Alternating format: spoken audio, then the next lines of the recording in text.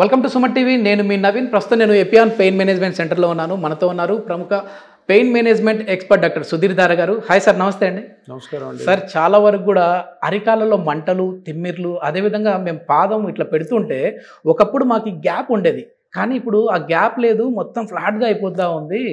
నడుస్తుంటే కూడా మెడమ నొప్పులతో పాటు పాదం పై అంత నొప్పి వస్తుంది అంటుంటారు. సో అసలు ఈ పాదాల్లో ఈ మంటలకి నొప్పులకి కారణం ఏంటి? దీనికి కూడా పిఆర్పి సూటబులా సార్? అరికాల్లో మంటలు ఒకటి కండిషన్, నొప్పి వేరే కండిషన్. ఓకే. నొప్పి అన్నది ప్లాంటార్ ఫేషియైటిస్ అంటాం. ప్లాంటార్ ఫేషియైటిస్ అదేంటంటే, ఇప్పుడు ఇది మీ పాదం కదా, ఈ పాదంలో ఎన్ని బోన్స్ ఉన్నాయి చూడండి, దగ్గర దగ్గర 20 బోన్స్ ఉంటాయి. చిన్న బోన్స్. పాదం అన్ని బోన్స్ ఉంటాయి.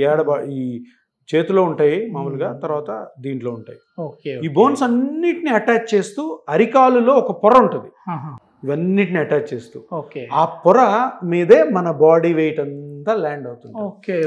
సో నువ్వు ఎప్పుడన్నా షార్ప్ ఆబ్జెక్ట్ మీద తొక్కినా, చెప్పు లేకుండా నడిచినా, లేదంటే అన్ని షూస్ వేసుకున్నా కూడాను ఎక్కువ నీ పాదాన్ని యూజ్ చేయడం, పరిగెత్తడం, దుంకడం చేసినా కానీ ఆ పొర కట్ అయిందనుకో, అది సివియర్ పెయిన్ వస్తుంది. అంటే లేచి నిలబడగానే కింద నడవలేరు. మెత్తని చెప్పులు వేసుకొని ఇనీషియల్గా నడుస్తారు, దాని తర్వాత ఆ చెప్పులు వేసుకున్న నొప్పి వస్తుంది.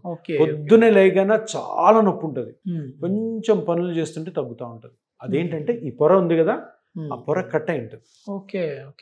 ఇది మామూలుగా హౌస్ వైఫ్స్ ఇంట్లో చెప్పులు లేకుండా గంటల తరబడి నిలబడి ఉంటారు.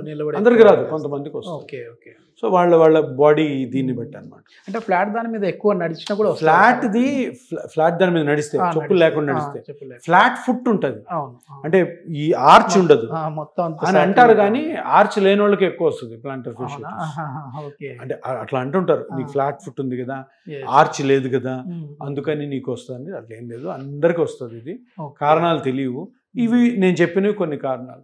సో అది పెయిన్. ఇంకొకటి మంటలు. ఈ మంటలు 99% అరికాల్లో వచ్చాయంటే అది షుగర్ వల్ల, డయాబెటిక్ న్యూరోపతి. సో మంటలు అన్నది డయాబెటిక్ న్యూరోపతి, హీల్ పెయిన్ అన్నది ప్లాంటార్ ఫేషియైటిస్. ప్లాంటార్ ఫేషియైటిస్కి మళ్ళీ అల్ట్రాసౌండ్ స్కానింగ్ చేసుకొని ఆ పొర చెప్పాను, ప్లాంటార్ ఫేషియా అనే పొర, అది ఎక్కడ క్రాక్ అయిందో మనం ఐడెంటిఫై చేస్తే అక్కడ పిఆర్పి చేయడం ద్వారా మంచి రికవరీ ఉంటుంది. దీనికి సర్జరీలు ఏమి ఉండవు. మీరు ఎవరైనా డాక్టర్ దగ్గర పోతే ఎక్సర్సైజ్లు చేయి, ఆయింట్మెంట్ పూసుకో, తర్వాత టాబ్లెట్లు వాడు అంటారు, మెత్తని చెప్పులు వేసుకో అంటారు. ఇనీషియల్గా చేస్తారు, అవన్నీ చేసినా కూడా కొన్నిసార్లు నొప్పి తగ్గదు. ఆ పాయింట్ ఎక్కడైతే కట్ అయిందో, ఆ కట్ అయిన దాన్ని స్కానింగ్ ద్వారా కనుక్కొని పిఆర్పి చేయడం ద్వారా మంచి రికవరీ ఉంటుంది. ఇది ఎన్ని సిట్టింగ్స్ పడతాయి సార్ వాళ్ళకి? అది టేర్ని బట్టి. చిన్న టేర్ ఉన్న వాళ్ళకి ఒక సిట్టింగ్, కొంచెం పెద్ద ఉంటే ఒక 2-3 సిట్టింగ్స్. దీనికి ఏ టెస్ట్లు సార్? అంటే అది పర్టికులర్ స్పాట్ లో ఇదే అల్ట్రాసౌండ్ స్కానింగ్, ఇంకేం అవసరం లేదు, ఏమీ అవసరం లేదు. అది ఒక్కటి స్కానింగ్ చేసుకుని చాలా. ఎంఆర్ఐ తీస్తారు, ఎందుకు అంత పెద్ద టెస్ట్ చేయడం? మా దగ్గర ఉన్న అల్ట్రాసౌండ్ స్కాన్ తోనే చూడొచ్చు. అది చూసే ఎక్స్పర్ట్స్ ఉండాలా, కరెక్ట్ గా చూసి ఎక్కడ క్రాక్ అయిందో చూసుకొని దానికి పిఆర్పి చేయడానికి కంప్లీట్. డయాబెటిక్ న్యూరోపతికి మళ్ళీ వచ్చినట్టయితే, డయాబెటిక్ న్యూరోపతికి మామూలుగా అయితే ప్రీగాబలిన్, గాబాపెంటిన్, అమిట్రిప్టిలిన్, నార్ట్రిప్టిలిన్ టాబ్లెట్లో 4-5 ఉన్నాయి. డ్యులాక్సిటిన్. మీరు డాక్టర్ దగ్గరికి వెళ్తే ఇది డయాబెటిక్ న్యూరోపతి వల్ల వచ్చిన మంటలమ్మా అని ఆ మందులు పెట్టి పెట్టి పెట్టి పెట్టి పెట్టి కొన్ని రోజులకి అవి పని చేయవు. టాలరెన్స్ అంటారు, అంటే మందులు ఎక్కువ రోజులు వాడితే, ఒక 2 నెలలు వాడావు, నొప్పి తగ్గినట్టు తగ్గుతుంది, మంట తర్వాత మళ్ళీ వచ్చేస్తుంది. దీనికి జనరల్గా ఇప్పుడు వరకు ట్రీట్మెంట్స్ లేవు, అంటే అక్యురేట్ ట్రీట్మెంట్, ఈ ట్రీట్మెంట్ చేస్తే మళ్ళీ రాదు, సింపుల్ గా బాడీ వెయిట్ తగ్గ అంటారు, అంతేనా సార్? అన్ని చెప్తారు, ఎందుకంటే ఏం దానికి లేదు కాబట్టి, ఎందుకంటే బాడీ వెయిట్ మొత్తం దాని మీదే పడతాం. దీనికి ఒక కొత్త ట్రీట్మెంట్ ఈ మధ్య స్టార్ట్ చేసాం. అంటే ఇది ఎందుకు స్టార్ట్ చేసి, పాత ట్రీట్మెంట్ ఇది. బాడీలో డిఫరెంట్ ప్లేసెస్లో నరాల వల్ల నొప్పి వస్తుంది. ఇప్పుడు చెంప మీద ట్రైజెమినల్ న్యూరాలజీ అని ఉంటుంది, దానికి ఒక ట్రీట్మెంట్.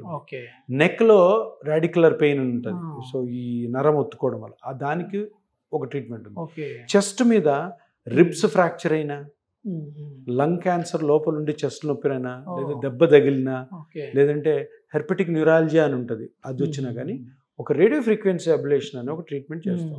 నేను ఏం చేశానంటే, ఈ డయాబెటిక్ న్యూరోపతి పేషెంట్లో కూడా ట్రై చేస్తే తప్పే ఉంది, అది నరమే ఇది నరమే అని ఒకరోజు స్టార్ట్ చేశాను. స్టార్ట్ చేసిన తర్వాత నేను కొన్ని పేషెంట్ చేసిన తర్వాత ఆ పేషెంట్లో చాలా మంది పేషెంట్ పంపిస్తున్నారు.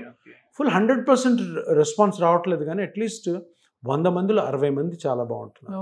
సో ఈ మంటలు ఏవైతే అరికాలు ఉన్నాయో అవి డయాబెటిక్ న్యూరోపతి వల్ల, దానికి రేడియో ఫ్రీక్వెన్సీ అబ్లేషన్ అన్నది వన్ ఆఫ్ ద ట్రీట్మెంట్స్ మనం ట్రై చేయొచ్చు.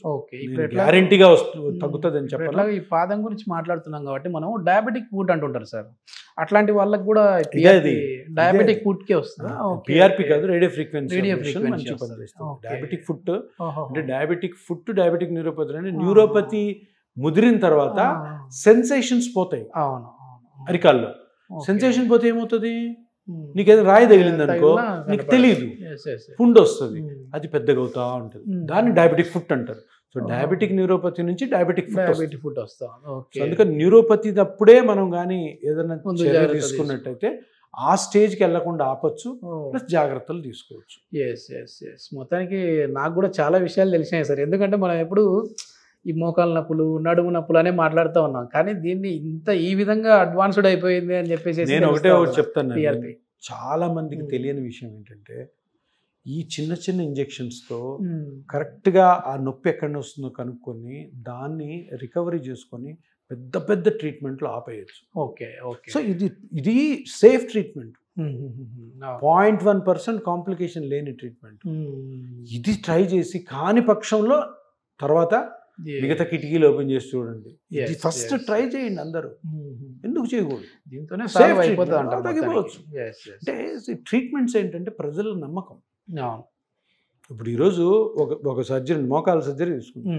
ఒక 40 సంవత్సరాల నుంచి మోకాళ్ళు అరిగిపోతే సర్జరీయే. మంచి సర్జన్స్ ఉన్నారు చేసేవాళ్ళు, వాళ్ళ దగ్గర కూడా కాంప్లికేషన్ అవుతుంది. మంచి సర్జన్సే. కొంతమంది అనవసరంగా ఎన్నో చేస్తుంటారు, వాళ్ళ దగ్గర కాంప్లికేషన్ అవ్వచ్చు. అవి కాకుండా ఉండేదానికి దానికి ముందు, ఆపరేషన్ ముందు ఎన్నో మార్గాలు ఉన్నాయి. ఎన్నో మార్గాల్లో ఒక మార్గము పిఆర్పి, సేఫ్ ట్రీట్మెంట్. దీని తర్వాత సర్జరీ ఎట్లా ఉంది, కాని పక్షంలో ఈ సైడ్ ఎఫెక్ట్ చిన్న ఇంజెక్షన్. ఎప్పుడైతే ప్రజలకి దీని మీద నమ్మకం వస్తుందో ఆ రోజు మంచి సమాజం తయారవుతుంది. అనవసరం కాంప్లికేషన్స్, అనవసరం డబ్బులు ఖర్చు పెట్టడం, హాస్పిటల్ పోవడం. ఇప్పటికే చాలా వరకు అవేర్నెస్ చేశారు సార్ మీరు. ఇంకా చేయాలి. చాలా వరకు ఇంకా చేయకపోతే ఏంటంటే, ఇప్పుడు మనం కొత్త దాన్ని ఎవరో ప్రారంభించారు, మనం కంటిన్యూ చేస్తూ ఉన్నప్పుడు దీంట్లో ఇంకా కొత్త నేర్చుకోవాలి. ఇప్పుడు వరల్డ్లో ఎక్కడెక్కడో రీసెర్చ్ జరుగుతుంటాయి. ఆ రీసెర్చ్ అంతా కూడా చదివి ఇంకా కొత్త టెక్నిక్స్ ఏమున్నాయి అని మన ట్రీట్మెంట్ని సులభతరం చేసుకొని సైడ్ ఎఫెక్ట్స్, పేషెంట్కి ఇబ్బంది లేకుండా చేయాలి. Thank you sir. Thank you.